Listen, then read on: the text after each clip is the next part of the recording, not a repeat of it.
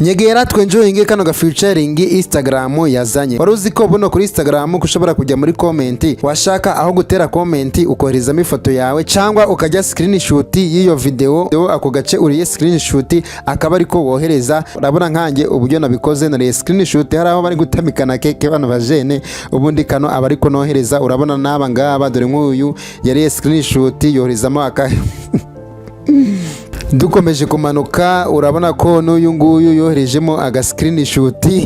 Ushaka rero aho korezamo screenshot video yabo ushaka wakorezamo n'ifoto yawe. Nyegera nkwereke uburyo bikogwa. Uraza kuri Instagram bisanzwe nurangiza ufate screenshot uko nguko wenda bagiye gutamikana ucunge bagiye gutamikana neza ufate screenshot uze hano muri comment hano bugiye kwandikira uze hano ahangaho urabona ko hari akarogo ka gareli ugakandeho uko nguko nurangiza kugakandaho uraza ushake ya screenshot yawe. Urabona ko ya screenshot ari ngiyi ahangaha muri gareli nurangiza uyikandeho uko nguko nurangiza wenda wandikeho n'amagambo runaka ushaka kwandikaho ukande hano wohereze.